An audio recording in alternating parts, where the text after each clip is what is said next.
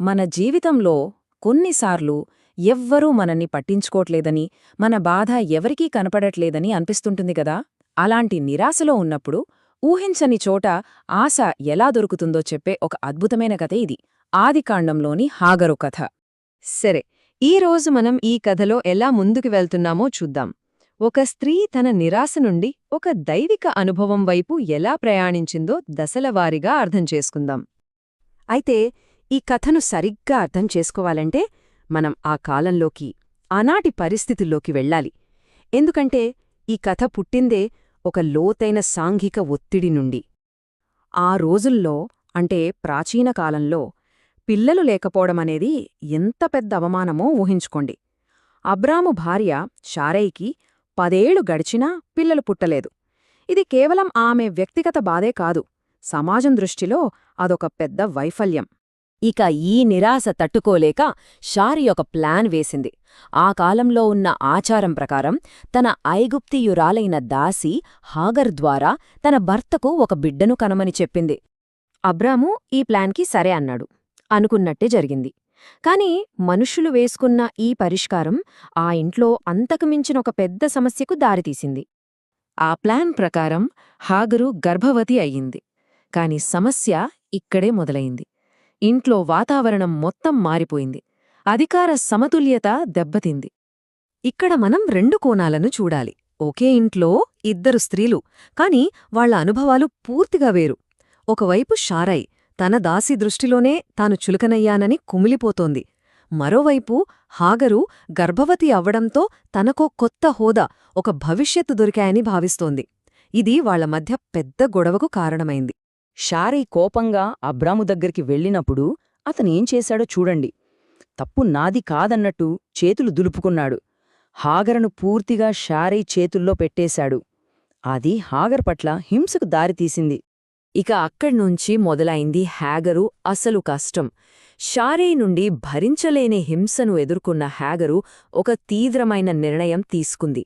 శారై ప్రవర్తన కఠినంగా, హింసాత్మకంగా మారింది. ఆ ఇల్లు హాగరుకు ఒక నరకంలా తయారైంది. పరిస్థితి భరించలేకపోయింది. ఆమె ఒంటరైపోయింది. గర్భవతి, పైగా తనవాళ్లు అని చెప్పుకోవడానికి ఎవ్వరూ లేరు. ఇక తట్టుకోలేక ఆ ఇంటి నుండి పారిపోయింది. ఎటు వెళ్తున్నానో కూడా తెలియకుండా కఠినమైన ఎడారిలోకి ప్రయాణం మొదలుపెట్టింది. ఒక్కసారి ఆలోచించండి, గర్భవతిగా ఉన్న ఒక బానిస, అది పరాయి దేశంలో, ఎక్కడికి వెళ్లగలదు, ఏం చేయగలదు?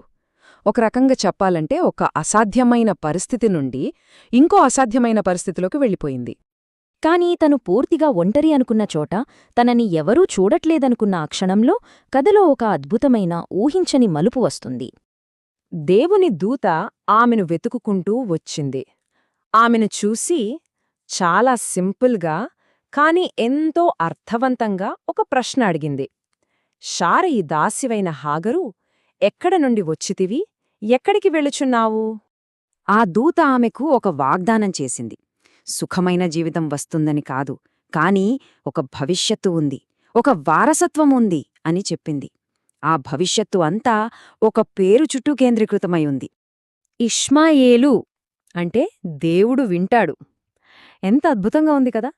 ఆమె పెట్టిన కేక, ఆమె పడిన బాధ దేవుడికి వినిపించింది అనడానికి ఆ పేరే ఒక శాశ్వతమైన సాక్ష్యం.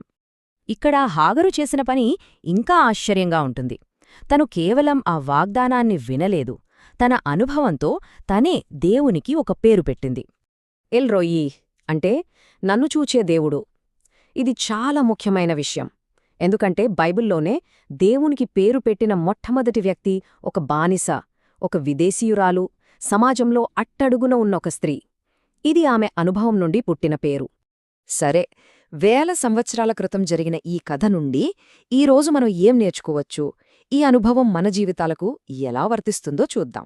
ఈ కథ మనకు కొన్ని చాలా ముఖ్యమైన విషయాలు చెబుతుంది.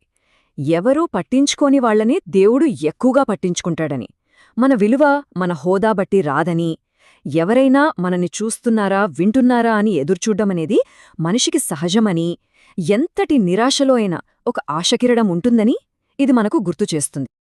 కథ అయితే ముగిసింది, కాని అది మన ముందు ఒక పెద్ద ప్రశ్ననుంచుతుంది. హాగరు కథ చూడబడని వారిని చూసే దేవుని గురించి అయితే మరి మన సంగతేంటి? మన చుట్టూ ఉన్న, మన కంటికి కనిపించని అలాంటి వాళ్లను మనం చూస్తున్నామా? ఈ ప్రశ్నతోనే ఆలోచిద్దాం.